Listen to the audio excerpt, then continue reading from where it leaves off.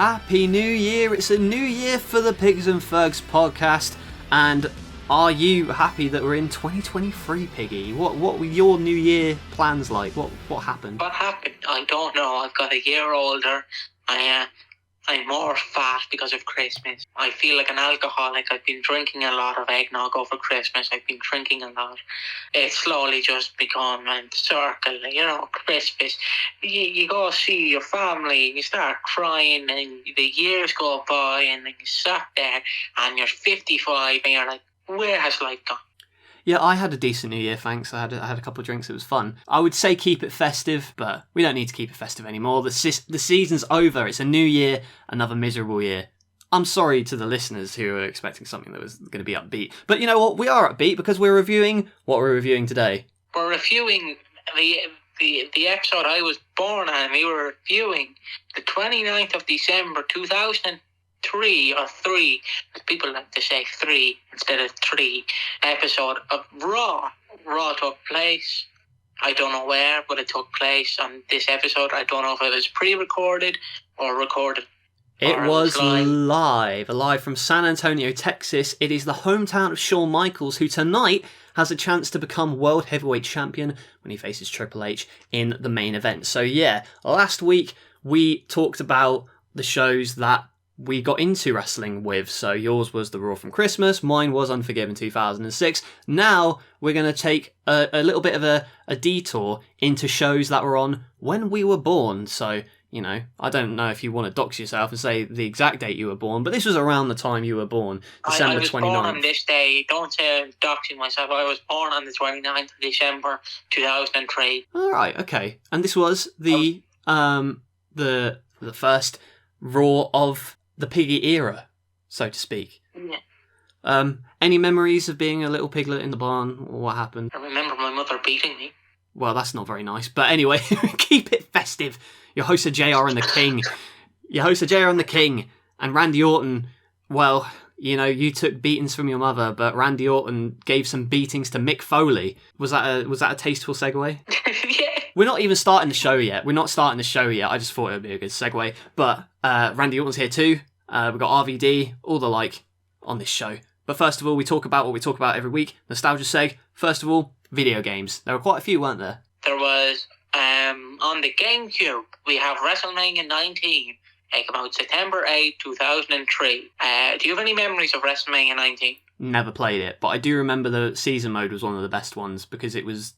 Did you have to, like, fight through the backstage guards to get to WrestleMania or something like that? Yeah. You had to throw the guards off a building. They need more of that in wrestling games, in my opinion. More silly game modes like that. They do. So, aside from that, there was also, I believe, Raw 2, was it? We have WWE Raw 2 that released on September 15, 2003. Any fond memories of that? No? Again, never played it, but I do remember it not getting the most favourable of reviews. I think it gets modded to this day, doesn't it? Or it does, yeah. 1? I think one of them... I think Raw 1, because it was on the PC, it was easier to mod. Interesting, and we have everyone's favourite game because Sean O'Hare's in it, and no other reason. Because why else would it be well known? Because Sean O'Hare and Linda McMahon are in it, 2 of the greatest wrestlers of all time. 2, right. We have WWE SmackDown. Here Comes the Pain. Released on October 27, 2003. Have you ever played SmackDown Here Comes the Pain? Would you believe I got it for my birthday this year? Because I had never played. It was the one game I hadn't had, and I got it for my birthday, and I was like, oh wow. And I played it over and over for like a solid month this year because I've already seen it. You know, I've always seen it being played, and I've always seen people hype it up, and I've never had the game. So this was the last game. I own all the SmackDown games now, and that was the final piece of the puzzle. So I had a lot of fun with it. I still, you know, part of me still prefers SmackDown Shut Your Mouth, but the roster in this one is undeniably amazing. Yeah, because you have Sean O'Hare in it, of course. And Linda McMahon. Yeah, and Linda McMahon. So. And Kevin Nash. And Nash, Goldberg, Lesnar, Steiner, you name it, everyone. The only one that was missing really was, you know, there's a couple that went, like Jeff Hardy, who were cut from the game, but the roster's still all-time great, you know, past, present and future of wrestling in that game. Day of Reckoning as well. Is that around this time? Day of Reckoning releases in September 2004. Do you want to talk about? Oh, we can save Day of Reckoning for another time because that requires a whole segment on itself. You know, don't want to waste it here. We've already talked about 3 pretty good games. Here Comes the Pain, one of the best games ever. You ever played any of these? I have not, sadly. Oh, well, there's still time. There's still time. Like I said, I played Here Comes the Pain this year for the first time, and I love it. So, yeah. Ringside Collectibles, what's going on over there? What are the wrestling figure situation in December 2003? I couldn't get Ringside Collectibles, but I could get Wrestling Superstore. Now, Wrestling Superstore, for many people, I don't know how to describe it, but it is a store that was creating wrestling belts around this time. Oh, yeah. Oh, no, I'm on WWE.com. Sorry, wrong one. But I do remember that store. I know they used to advertise in magazines all the time, any wrestling magazines, you know. And I think this was around the time where Jakks was just hitting its stride, really, with releases. I'm not sure how advanced the figures were in 2003, though. I feel like they may have had some still hangovers from the late 2000s Attitude Era, you know? Yeah. In terms of the style and articulation, I mean. I think Ruthless Aggression Series 7 has just hit. Oh, okay. Well, I do remember a couple of... I know they had... I don't know if it was around this time or afterwards, but they released the draft figures. It was maybe not this year, but maybe the year prior, where they had updated articulation. It was... I want to say Fury, but I'm not entirely sure. They had different articulation, like more joint movements, and they had a draft series as well. So you had the SmackDown, every wrestler from the SmackDown brand, every wrestler from the Raw brand, and they had that in like a big series release. So that's all I really remember of figures from this time. For people who are wondering, Brock Lesnar, Randy Orton, Matt Hardy, Chris Jericho, Randy Orton, and Brock Lesnar are all in promo gear, and so is Chris Benoit, kind of. I mean, Purple Liger. The only one in promo gear is Kane. Adrenaline Series 5 has the world's greatest tag team, Eddie Guerrero and John Cena, and Billy Kidman and Rey Mysterio. You can also get the Elimination Chamber with an exclusive Shawn Michaels in black pants, because they didn't do brown pants, and the Stun Action Ring. I didn't know they had an Elimination Chamber. Was that a small one? Yeah, I'll send you a photo of the back of the box. That's a solid lineup. I'm sure I've got some of those figures. I'm pretty sure I've got the Shelton Benjamin from this set. I'm 99% sure I've got that Chris Jericho in the promo gear. I don't know if you're able to see it, but does it have the long silver blue pants? It has the blue pants, yes, and it has kind of greenish shirt. Yeah, I think I might have that figure, but so I've probably got loads of these figures in hindsight from the time from my years of kind of picking up loose Jakks figures and stuff of that nature. Yeah, good stuff. And finally, what's happening on the competition? It's Christmas, so I don't know if there is anything happening on the competition, is there? There is nothing happening on the competition because TNA have just showed a highlight of what happened in 2003. Any highlights from TNA in 2003 for you? No, I can't remember anything. To be fair, TNA hadn't really hit their stride yet. They were still working in those Asylum shows, and yeah. Anything from SmackDown though? Anything from SmackDown? We'll get... Oh. That's an exciting... Ooh. What happened on SmackDown, Piggy? Oh no, it's not that.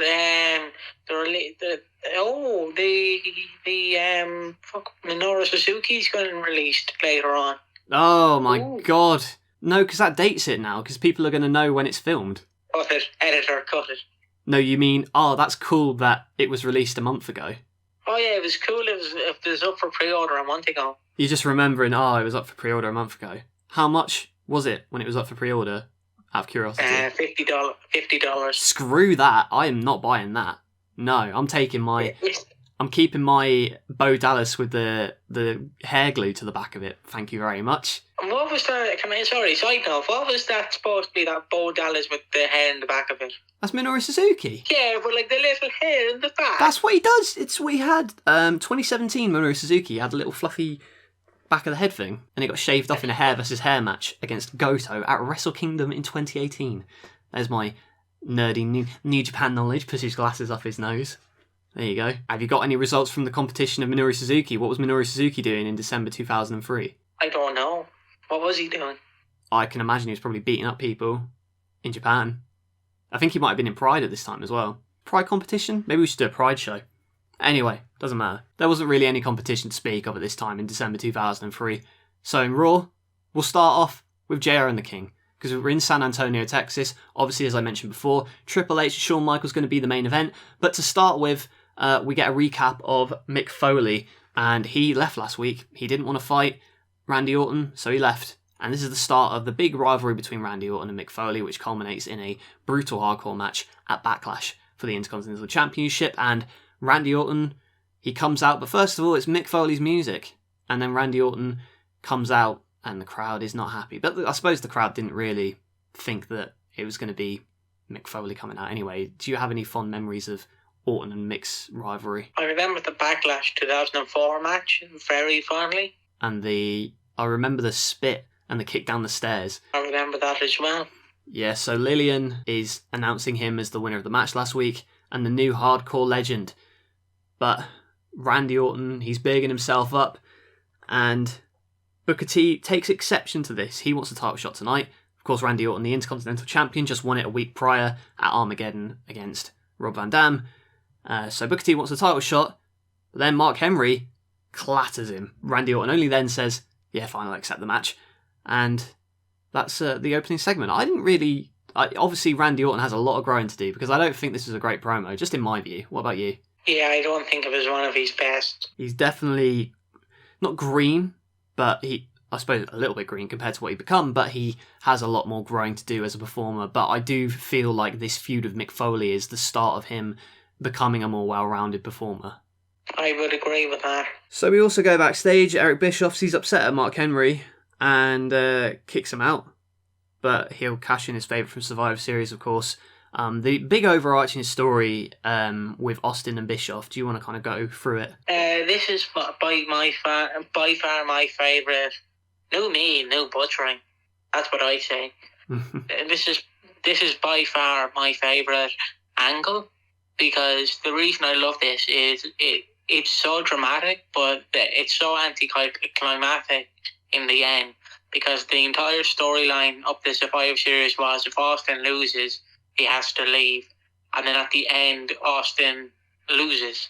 And then they're like, we'll bring him back as the sheriff. Which is the same job role. It's the same job role. It's stupid, isn't it? Yeah, Austin's going to lose, but he comes back immediately. So, essentially, what's happening over at WWE headquarters, Piggy? What's going on? Linda McMahon and Vince McMahon are fighting in kayfabe, not shoot. Yeah. Kayfabe. They've never fought in real life, and I'm not being sarcastic. No, of course not. They're a happily married couple to this day, I'm sure. That could be dated by the time this podcast comes out, he says. Yeah, Linda, yeah. Forget I said anything. anything. Linda McMahon is wrestling her first match. I would be like, oh my god. Yeah, by the time, yeah, of course, we have to record in every instance. So, imagine Linda's been announced for the Royal Rumble. What do you think about that? If Linda's in the Royal Rumble, yeah, this year, she has to win. She has to. Which night is she going to beat Roman? Yeah. Yeah, she has to beat Roman in like 5 seconds. It's like the universe could not handle Linda losing. And Linda can't handle losing tonight, but we're not quite there yet. We've still got some matches here on Raw to get through before we get to WWE headquarters. But just know they're in the background. They're discussing whether Austin should be brought back or not. Because there's a petition going around. It's 1,000 signatures. That's a lot of people going for Austin. You know, would you have signed that? Your little piglet hands? I don't know if I would have. You know, I wouldn't bring him back for storytelling purposes. But in kayfabe purposes, do you reckon he was rightfully fired? Would you bring him back? No. Oh, that's not very festive. But I'll tell you what. It's no longer a festive season. Oh, true. Oh yeah, keep it kayfabe. Shove your festive season up your hole. There, exactly. It's January now. Boo. Rob Van Dam is here, and he's facing Scott Steiner. We can't escape Scott Steiner. He'll find us at every show. And Papa Pump.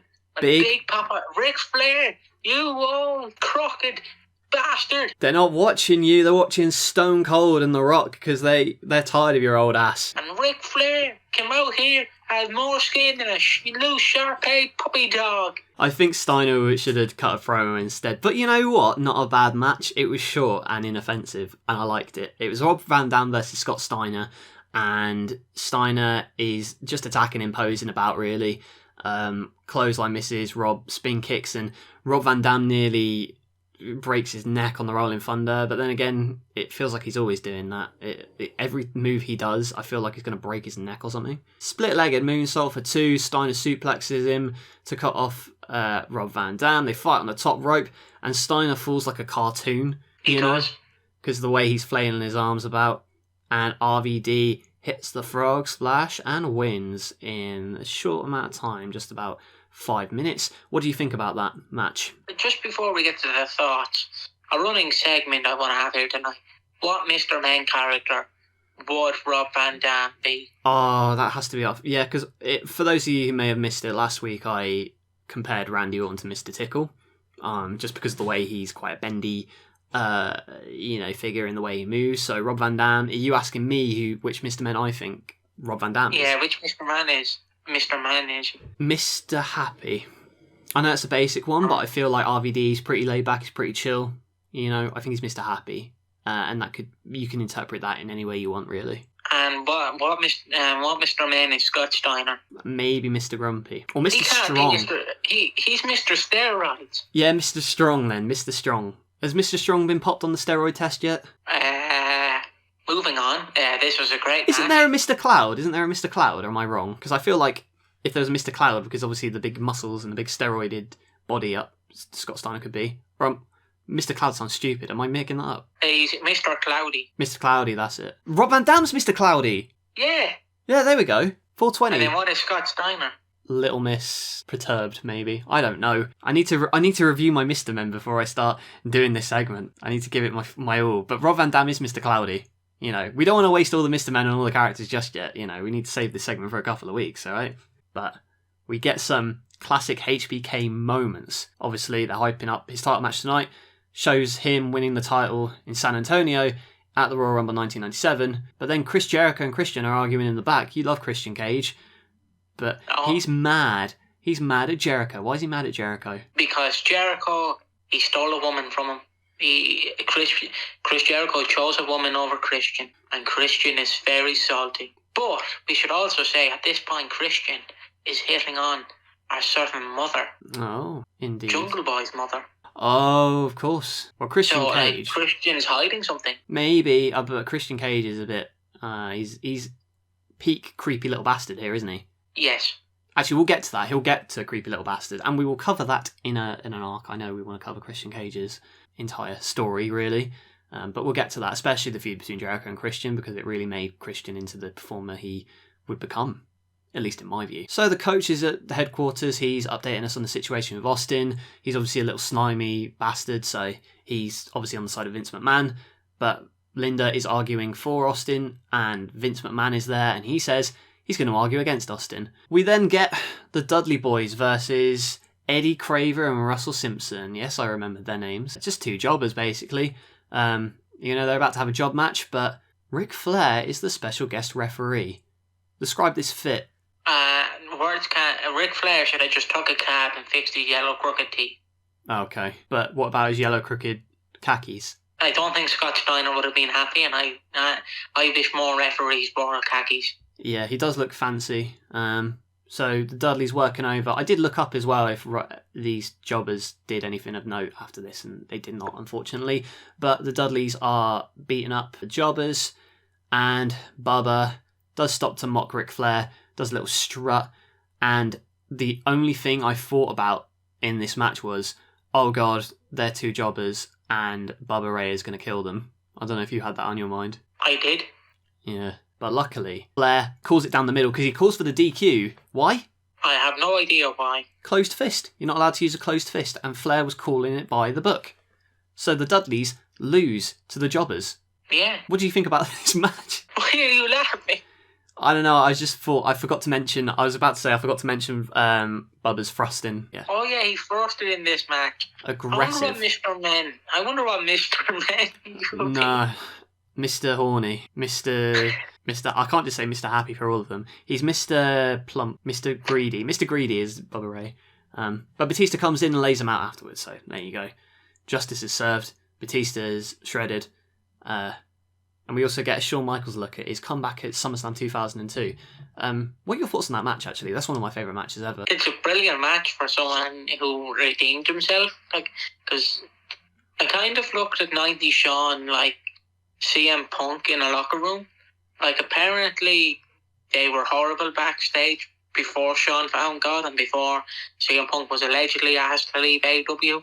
If he's returned, woo, we knew he would return, a winter is coming. Obviously, yes, of course he did. But that match really shows that Shawn had changed as a person. He still cared, he still could go, he still could prove that he's Mr. Showstopper. If anything proved he's even better now than he was in the 90s, I would argue at least. He had more memorable moments in the latter part of his career than he did in the 90s. Yeah, he became Saudi Shawn Michaels. Saudi Shawn, well, we don't like to talk. Are we going to do Crown Jewel 2018? What's the next segment? Okay, Bischoff is talking to the referees. He said, you need to enforce the rules like Ric Flair. He needs to make sure that it's called down the middle. But we're also in Stanford. Vince recaps his testimony to the board of directors. He's just doing it for the fans, and he calls the fans children. Now, you were literally a child. Well, I was as well. But you were literally a newborn child, a newborn piglet at this time. Do you think Vince was referring to you? Oh, definitely. Definitely. Vince is daddy material. Okay. Oh my god. Speaking of daddy material, we got Stone Cold segment up next, but I don't want to spoil it just yet. Before Stone Cold arrives, we've got an interview with Trish Stratus, Lita, and Stacy Keibler. That's it. And they are... She knows how to use them. She's got her legs. Kid Rock's best song. But they're interviewed and talking about this Santa Little Helper match that they got going on. Oh, it's all fine.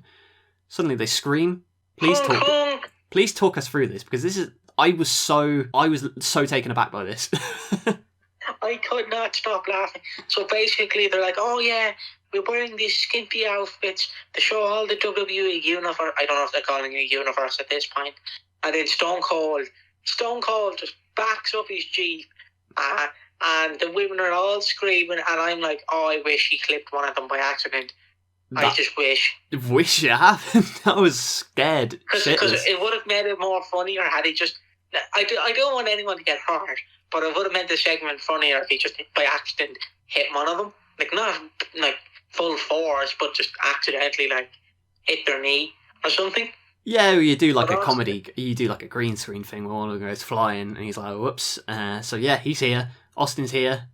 And I was so taken aback. And then they're like, what are you doing here, Steve? And he says, well, obviously, he's just here to park and just wait until he knows what his fate is. So we'll have to wait and see what the decision is from headquarters, but Austin's here. Also, what did you think of his little flip phone? It was a cute little flip phone. I wouldn't have expected it from him, to be honest. You expect this big belly man. I thought you were going to ask me what Mr. Many was, because I've gotten into the habit of you asking that now.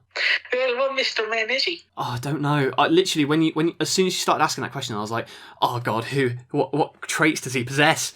Mr. Grumpy, maybe. He's not grumpy though. Sometimes he's okay. Mr. Beer drinking. Mr. Alki. My uncle then. Oh Jesus! Intercontinental title on the line. Randy Orton defends against Booker T. You want to talk about alcohol abuse? Check out the abuse that Randy Orton was giving Booker T with these headlocks. They fight over a lockup to start, and Booker gets the headlock as well, and they're slugging away each other. Orton comes back, and like I said last week with Unforgiven 2006, Mr. Tickle Randy Orton is in full force tonight, and he is very much, especially, he's more stringy and jelly-like. I'm going to continue to talk about my Mr. Tickle analogy while Piggy's gone. He's more sluggy and jelly-like in this match than he would be in later years, but I love it. And Booker gets a forearm for 2, and eventually, after the bicycle kick, sets up the spinneroonie, the axe kick, blocks the RKO, spinebuster, very stiff spinebuster as well. It looked like Randy Orton was knocked for a second there. And then Kane, the big red machine, interrupts Orton uses the distraction to get the RKO and gets the win in just over 5 minutes. But yeah, Booker T looked like a bit of an idiot in this one, I'm not going to lie. I think that he definitely fell off after WrestleMania 19. And here, he's feuding with Mark Henry, gets chokeslammed by Kane. Yeah, I don't think that Booker T's 2004 is that great compared to his 2003. Seems to be going downhill for him, but he will eventually get his groove and his rhythm back. However, this match, Randy Orton wins. I thought it was fine for the time it lasted. It felt like it lasted a lot longer than the brief amount of time it was, though. So, Kane destroys Booker T, and it does seem as though Kane is just on the heels of, I believe at Armageddon he lost to Goldberg and Triple H when Triple H won back the world title from Goldberg. And it's also shortly after he buried The Undertaker alive. So the commentators are still hyping that up. And then Kane will he'll go on to face The Undertaker and he'll be tormented throughout the start of 2004. I don't care, move on to Linda McMahon. Alright, we'll talk about Linda McMahon. She's equally passionate as Vince, she says. But she's very much, the classic monotone way that Linda McMahon speaks. So, what did she say? She said something about irony. Did you say it can be... She said, irony can be so ironic. That's a Linda McMahon quote that you can tattoo on yourself. I think I will. I think if this podcast gets 100,000 subscribers, I'll tattoo irony can be so ironic on my arm. We better put that in our description then. Oh yeah, absolutely. Get us to 100,000 likes and I'll do that. I'm sure that's an attainable goal.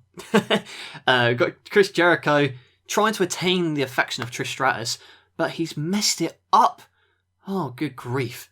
Trish Stratus' heart has been broken. What happened here? He had a bet on $1 Canadian dollar on if he can sleep with Trish Stratus. But Jericho actually fell for Trish. Yeah.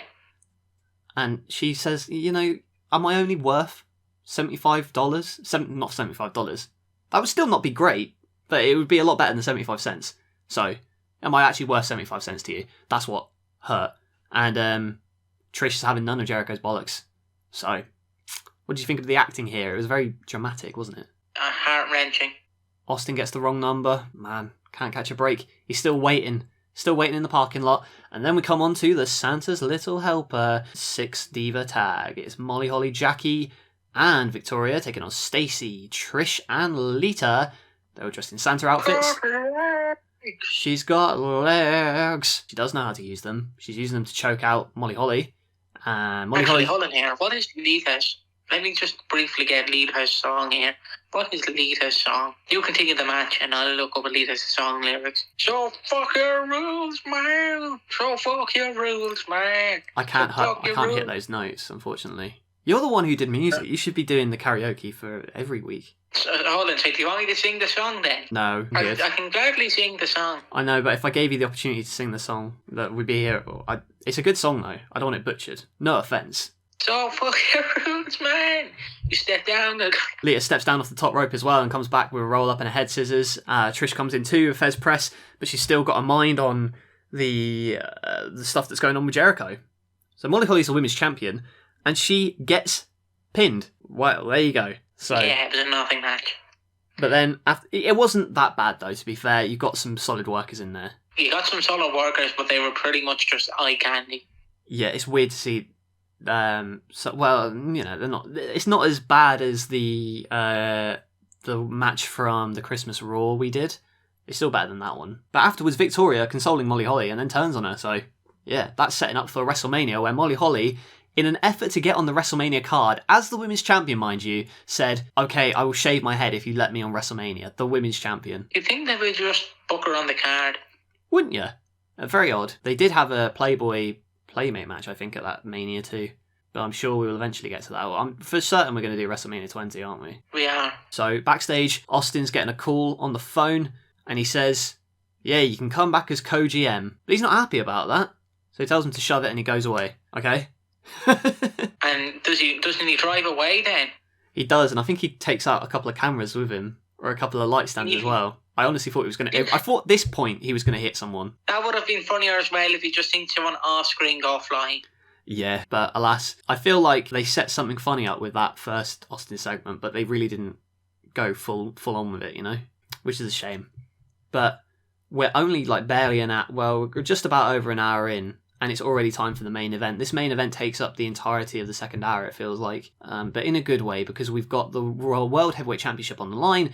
Triple H defending his newly won crown after he won it just a week prior at Armageddon from Goldberg, and Triple H is taking on the Heartbreak Kid, Shawn Michaels, in Michaels' hometown of San Antonio, Texas. This was a really good match. Do you want to go through your highlights? The highlights of this match is Triple H focusing on the back of Shawn Michaels, and Shawn Michaels wanting to attack Ric Flair. Ric Flair's funny in this one. He's flying all over the place. He's really emoting. This is definitely a match you should go out of your way to watch, I would say. Although I have heard good things about it, and it's not quite... Like, I'd never seen this match before, which is surprising. Like, this should be one that I would go back to, but for some reason I've not seen it. But it was a solid main event for Raw. Shawn Michaels working on the arm early on, and that's when, like you said, Triple H retreats and eventually works over the back of Shawn Michaels. They brawl outside, they brawl against the barricade. Shawn gets a sleeper, escapes a suplex and a roll-up, and then there's like back suplex, backslide, bridges up. Shawn goes over and gets thrown over the post into the floor, and brutal looking, like falling to the outside. It was like a backdrop to the floor. And when we come back from break, Triple H neck snaps him, chokes him in the corner, typical heel beatdown stuff. Shawn Michaels eats steel stairs, comes back with a sunset flip, abdominal stretch, and then that's when old Hebner, he kicks the rope, kicks the arm out under Triple H, who's trying to cheat, and that's when Michaels tries to come back. Boom, walks into a kick, does Triple H. Both guys are out. Crown is insanely into the count. They slug it out. Shawn falls on Triple H's crotch with a headbutt, and they're both out again. Triple H is up first. They're slugging away, and then, am I wrong in thinking, was Flair kicked out? He was kicked out, yeah. Yeah, so the teasing the super kick, Flair interrupts it, so Shawn decks him, and then we get a ref bump. So, in fact, I think that maybe he didn't even get kicked out, did he? I think maybe it was, maybe I'm remembering it wrong. I think it was the ref that got bumped. That's what happened. Ref got bumped. The belt is passed to Triple H, and that's when he nails Shawn, but a 2 count, and then a pedigree, but it's reversed, and the ref's bumped again. That's when Eric Bischoff comes out to tend to Earl Hebner. Triple H undoes the turnbuckle, and there's no ref, so Triple H starts bleeding. Shawn hammers away. Triple H brings him down, and Shawn gets him down again. There's a lot of back and forth at this end point. So Shawn chops in the corner, super kick for the pin, and Shawn Michaels is the brand new World Heavyweight Champion. There's a twist.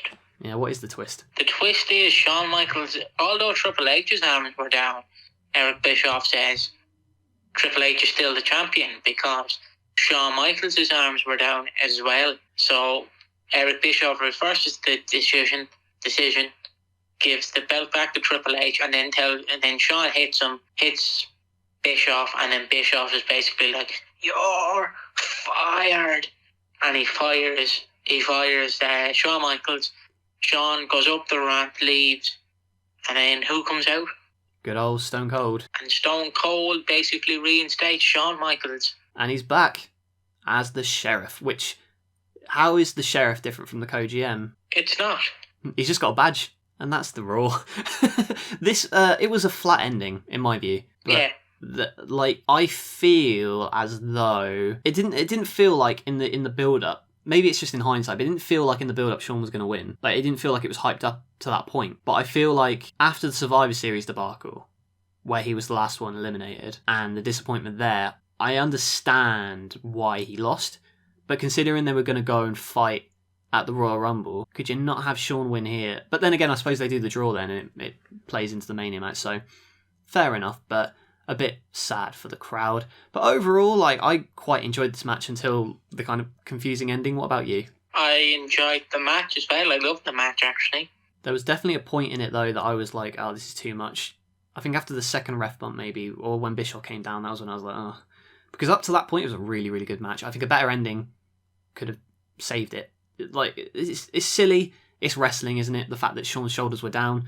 Why you would count that, you know what I mean? And not just have the match continue. It's a wrestling thing, isn't it? But hey, It is what it is. Overall, though, I thought the show was fine.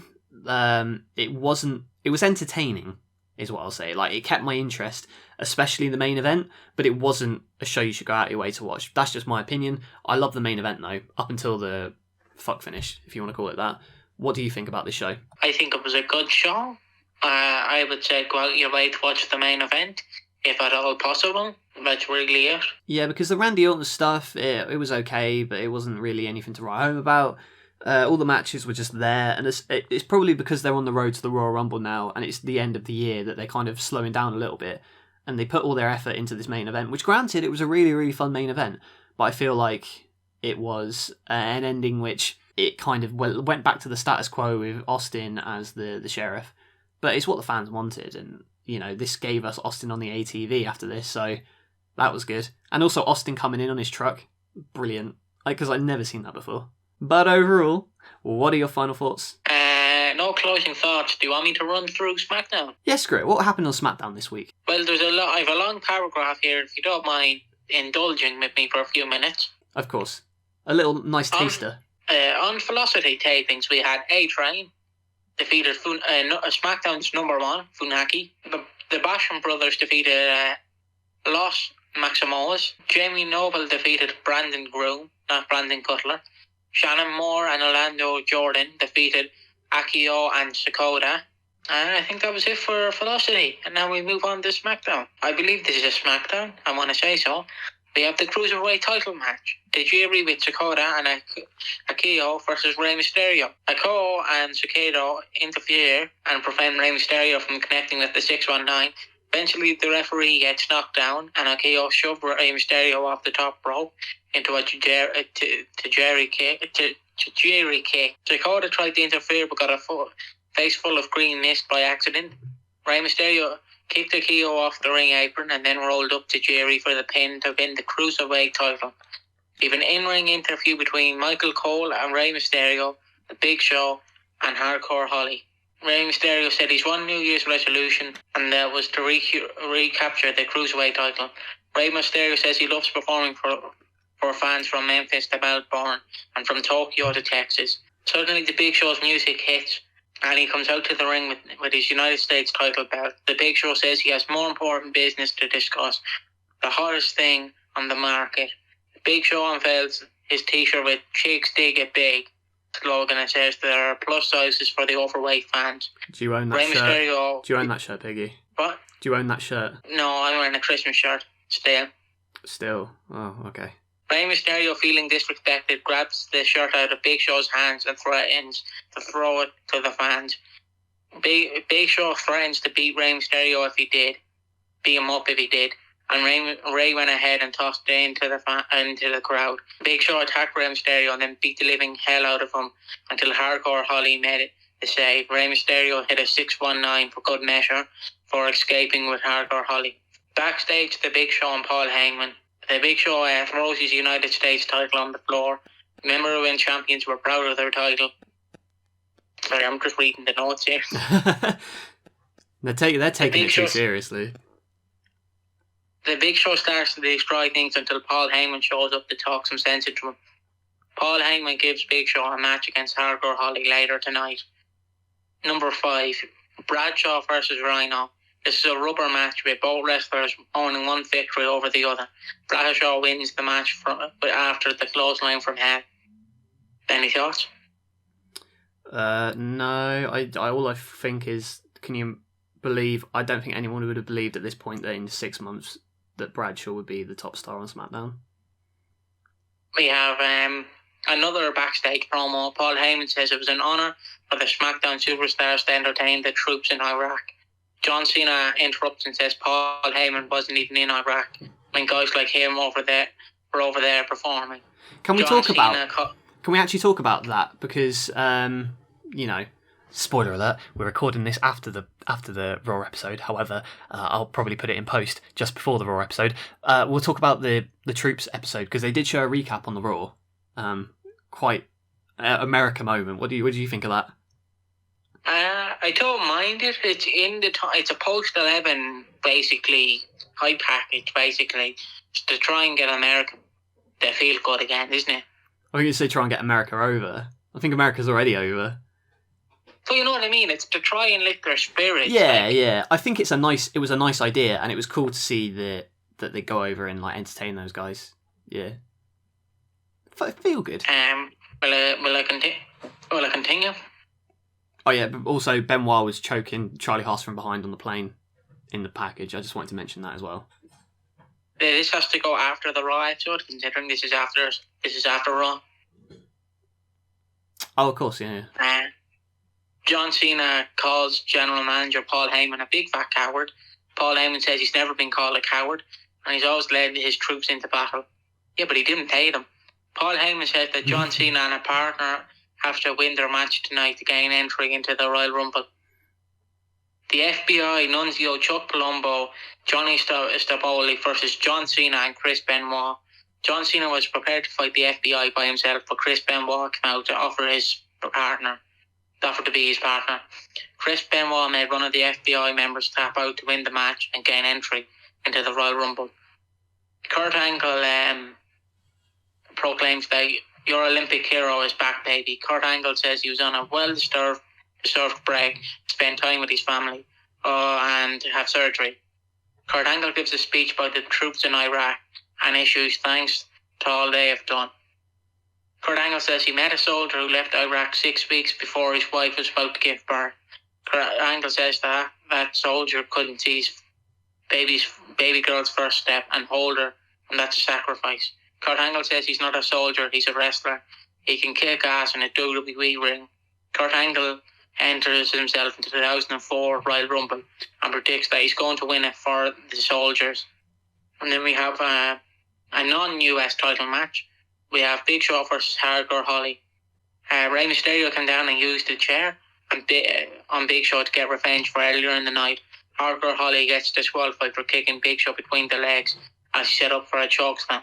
Hardcore Holly uses steel chair, busting Big Show open. Backstage, we have Paul Heyman and Dawn Marie plus Chris Benoit. Chris Benoit, a woman. Who knows that?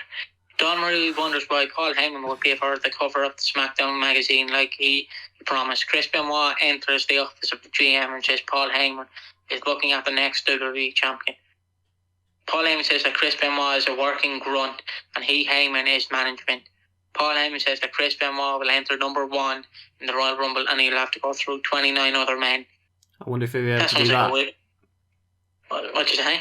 I wonder if he'll be able to do that. Sounds impossible. It sounds impossible. Who could eliminate the Big Show? Absolutely. We just have a few more. We've 4 more, 4 or 5, few more segments. We've Rey Mysterio and friends, Los Guerreros, in a backstage segment. Rey Mysterio celebrates his title victory with Bradshaw, SmackDown number 1s, Funaki, Orlando Jordan, and others. Eddie Guerrero comes in and congratulates Rey Mysterio, but Chavo Guerrero stands in the background, upset. Chavo Guerrero pulls High Uncle Eddie aside and asks why he's so selfish for talking about entering the Royal Rumble. Chavo Guerrero tells Eddie to focus on Los Guerreros and their upcoming tag match. Los Guerreros versus Shelton Benjamin and Charlie Haas. Chavo Guerrero took a beating for a while and passed up an opportunity to tag his Uncle Eddie into the match. Eddie Guerrero tricked Shelton Benjamin into distracting the referee and put Chavo into their corner. The referee turned around and Eddie Guerrero tagged himself into the match. Eddie Guerrero took the offense to Benjamin and Haas and set up for the Frog Splash. Chavo Guerrero persisted that Eddie allowed him to go for the Frog Splash instead. Eddie Guerrero got out of the ring and Chavo Guerrero botched the Frog Splash and got pinned. In the ring, Eddie and Chavo Guerrero. Eddie tried to help Chavo, but Chavo blamed it all on Eddie. Chavo Guerrero says he has worked just as hard as Eddie, but doesn't get any Chavo chance. Eddie Guerrero tries to start a Chavo chant. It doesn't catch on. Chavo Guerrero says that everywhere he goes, all he hears is Eddie, Eddie, Eddie. Chavo Guerrero says, you know what, I'm sick of it, and I'm sick of you, and slaps the taste out of Eddie's mouth. Eddie Guerrero stands there briefly, letting the Latino heat boil. Kurt Angle runs out and stops anything going down between the Guerreros. Kurt Angle and Eddie Guerrero backstage. Kurt Angle says that Eddie Guerrero would be selfish for wanting to enter to the Royal Rumble. Kurt Angle says it's all about tradition, American family values, and challenges Eddie to look himself in the mirror. And that's it. And that's by onlineworldofwrestling.com in 2004. So that's the end of SmackDown then? Yep, that's the end of SmackDown. Oh, interesting. I mean, I know that 2004, it was not a great year for SmackDown. 2004 for Raw, though, would end up being incredible, particularly with the Benoit story, the Triple H Shawn Michaels rivalry, Orton's ascent, and of course Eugene, you know. So, that's... all the classics. Yeah, absolutely. But yeah, not a bad show. And not a bad Raw. I mean, it could have been better, but, you know, Ruthless Aggression Raw still got its entertaining moments, and the main event is something you should definitely go out your way to check out. Final thoughts? Good episode. That's all, really. Wow, that's the kind of analysis we're looking for on this podcast. Anyway, thank you for watching, listening, and subscribing. You better have subscribed. You're better off, or Santi won't deliver you anything nice next year. Exactly. I mean, we've got plenty of months left to do that. But yeah, so this was the show from when our little piglet was born. And next week, we'll be doing a show from when little Fergs was born. That's going to be WCW Nitro from the 23rd of December. December? I'm not born in December. February 1998. It's going to be a wild one. Sting in the NWO. Oh, it's going to be a good one. Are you excited? I'm excited. Hell yeah. So, hope you enjoyed. Be sure to like, comment down below what you thought of the episode. And if you've watched this Raw, what do you think about it? Comment down below. Be sure to subscribe as well to Pigs and Fergs Wrestling. Got a bunch of episodes already up on the channel so far. You can go back and watch them through the playlist. And that is it from myself and from Piggy. Hello, bye. It's a goodbye from me as well. Thanks for listening. We'll catch you later.